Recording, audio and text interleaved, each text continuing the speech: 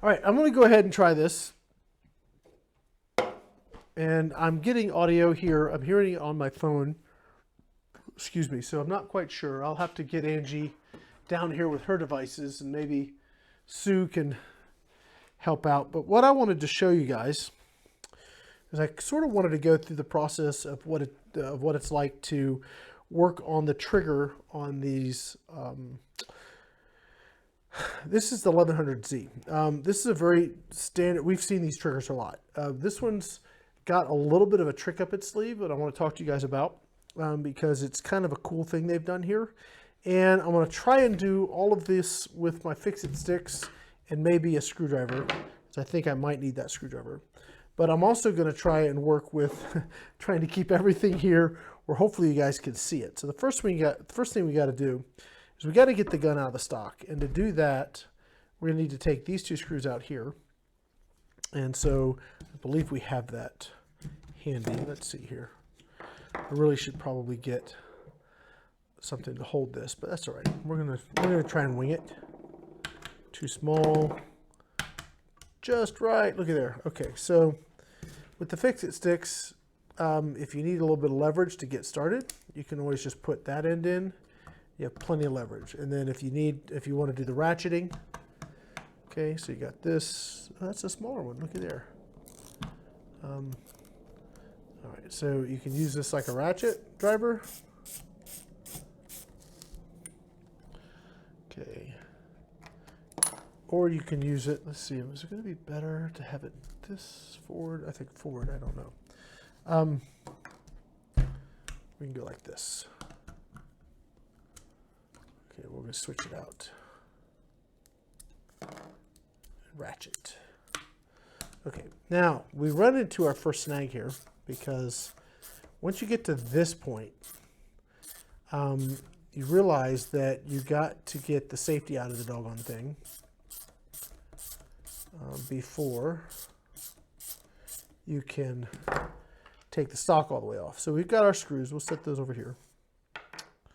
All right, so I got to get this out right here. So we still working here? Yeah, we are. A little bit of a pause. So to get this out, we're going to have to press on this here and sort of get it started to come out.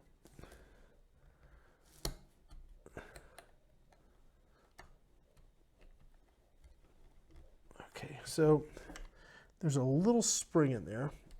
You kind of got to get it lined up, or you can begin to push this out.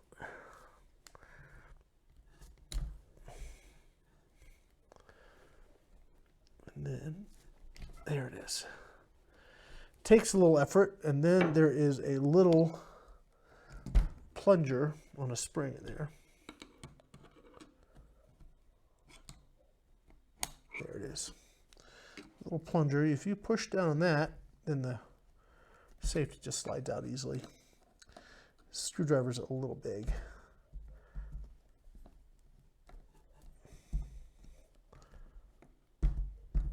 It's a very awkward position here.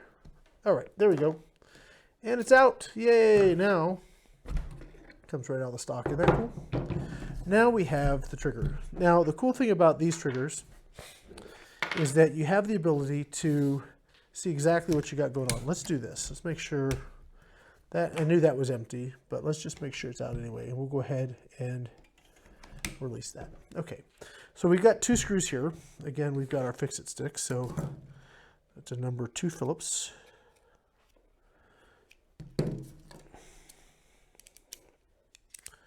We're going to take this off. And then you're going to get to see the whole trigger assembly. Now, you guys may not be able to see it super clear in the teeny tiny picture. So what would be really cool if we were to do stuff like this regularly, and sort of testing this out because I really like the studio here.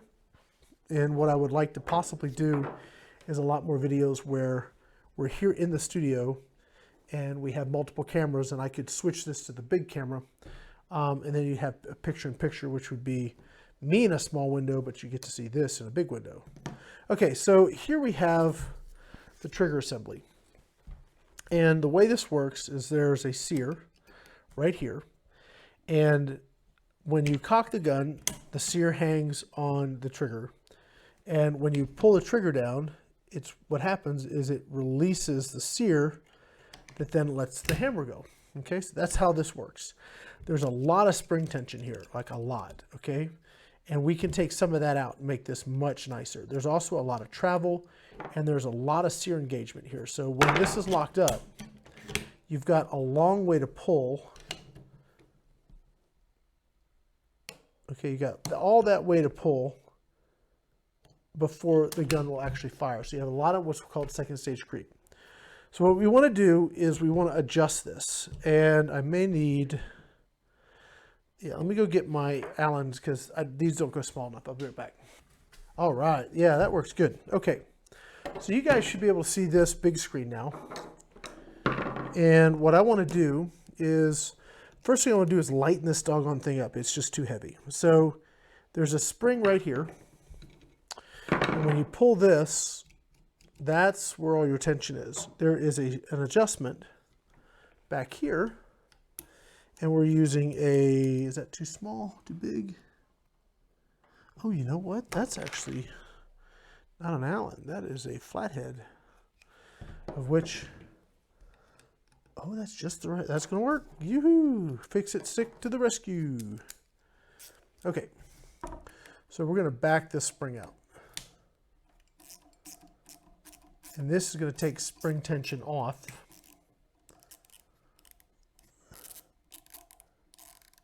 Okay, so that's flush. It's way lighter, just so you guys know, it's much lighter. This thing is very crunchy. Look, we're dealing with an affordable air gun that is just so much lighter. I cannot, I mean, we literally went from like 3 pounds down to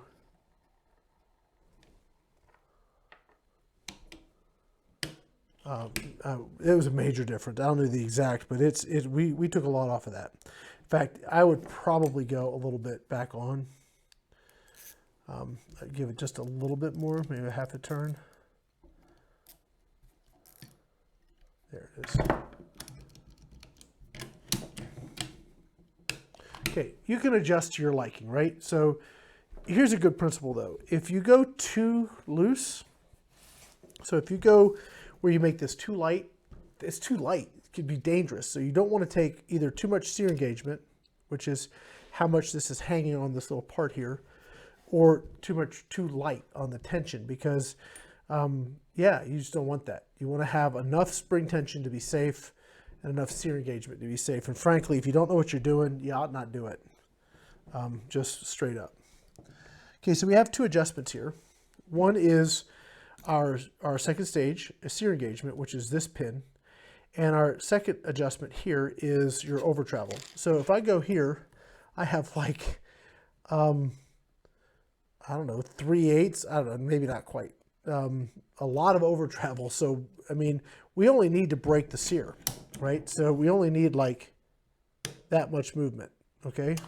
Not that much movement. And frankly, if you want a nice crisp trigger, you can take the over travel out and that'll really help. So let's start with that first. Let's take the over travel out.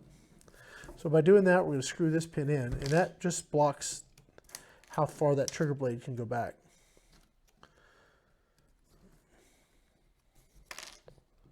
That may be too much. See, if you too much, you can't actually get the gun to work.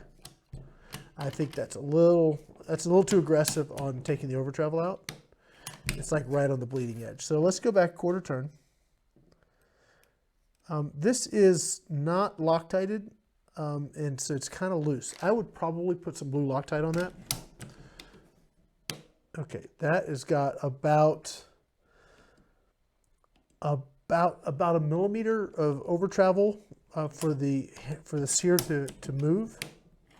So that's going to be good. Now, this is where we're going to take the second stage creep out, and this is where it can get dangerous, okay? So right here, if we take this off, we are reducing the sear engagement.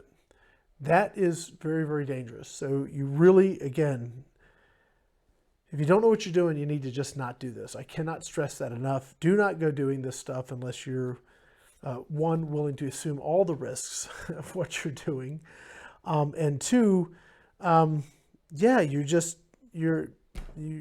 really know what you're doing. If you're a kid, for the love of God, don't take your gun apart. Okay. If you're an adult that doesn't understand the mechanics of triggers, or that is, not willing to take full responsibility for over adjustment, don't touch it. Send it to somebody that knows what they're doing. Okay, so we're going to take this, and we're going to go in like a quarter turn. And I'll tell you that the slightest bit of movement matters on this. I mean, a quarter turn reduced the sear engagement by 50%. Okay, that's about as aggressive as I would get, because I still have very solid sear engagement. We could drop this, it's going to be fine, it's not going to go off. That's the real damage. If you have too little sear engagement here, you drop the gun in the field, the gun can fire, okay? Safety, no safety, doesn't matter. You got to have sufficient sear engagement, or you put yourself in a dangerous place. So that is why I don't get too aggressive with my trigger adjustments, because I don't want to shoot myself or someone I'm hunting with. Now I will tell you that the difference we have with this trigger at this point is pretty impressive. We are looking at, I'm betting, and maybe one of these things we could do is actually get the trigger gauge out one of these days. I will be doing that on this gun anyway. We've reduced the trigger pull by more than 50%, and we've certainly made it a much nicer trigger. This gun is by Barra, and it is a version of like there's a bunch of guns based on this. I don't want to go through all the names. But what they've done, one of the cool things they've done, is they've added this little spring-loaded trigger blade, which really actually, one, changes the geometry of the trigger, and makes it just more pleasant to use. And it gives you sort of the feeling of a two-stage, even though this is a single-stage trigger. This gives you that, sort of, I don't know, feeling. I don't know what to say. It gives you the impression, there you go, of a two-stage trigger. So you take that up, that's your take up, right, or your first stage. But all the business starts once you pull past it, pull through that. Now this thing is adjusted very, very well. You could probably take a little more sear engagement out, but again, I err on the side of caution. I'll take a little bit of a trigger creep and a little bit of extra weight on the trigger pull so that I can be safe. So let's go and put this back together. You got a plate here. We have our number 2 Phillips.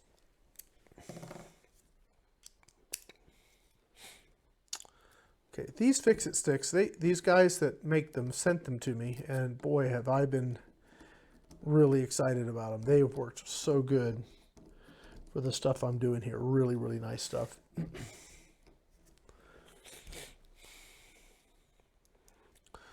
Okay. What we'll probably do here at some point, we'll have a top-down camera, so we'll get this footage a lot better.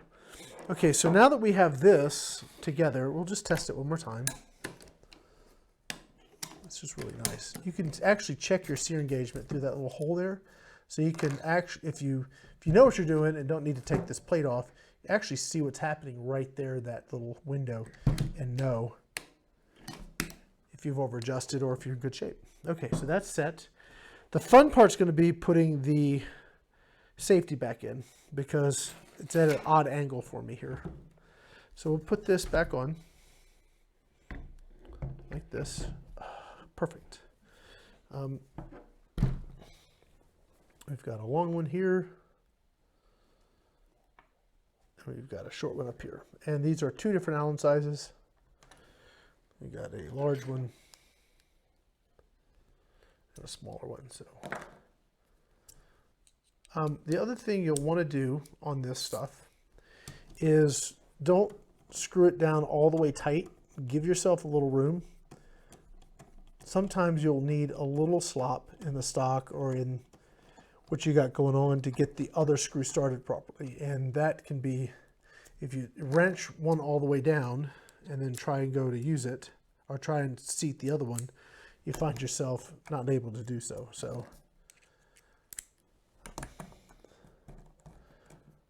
go ahead and get them. Once they're both started, then you can go ahead and go for it. Okay, so now we got to put the safety in. This is the tricky bit.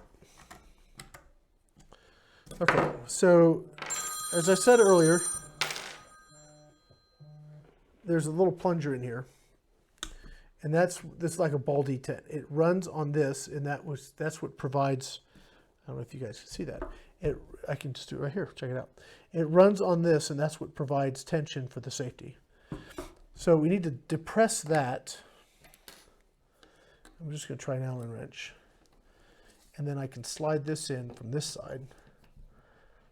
And then once we get it sort of started like that, I can get a different angle on that and get it in the rest of the way. Yep, we're all set. Almost there. Yep, we're all set. Cool. So,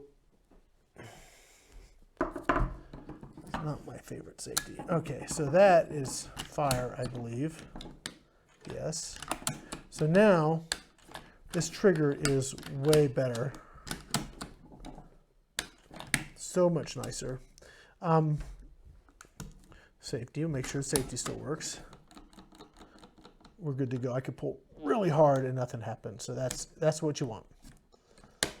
Okay, cool. So that's it. I don't know if that was useful or not, but this is a great air gun. We're going to be shooting this at Airgun Expo. Just a super fun gun. And I did very well at 50 yards, like really, really well at 50 yards. I think we're going to have a lot of fun with this. I know I'm going to have a lot of fun with this at AirGunWeb, and I know Angie's working with the 177. So all in all, we got some pretty cool stuff coming out from Barra, Moab. We've got their 400E we're going to be showing you guys live. So that's going to be a really fun gun. Guys, that's going to be it for now. I think we'll probably do another test just to make sure everything's working. But all in all, I hope this was useful. Hope this video turns out okay. I'm going to go check the footage and see, but that's going to be it for now. Catch us all next week, Airgun Expo. We're going to have a lot of fun. See ya.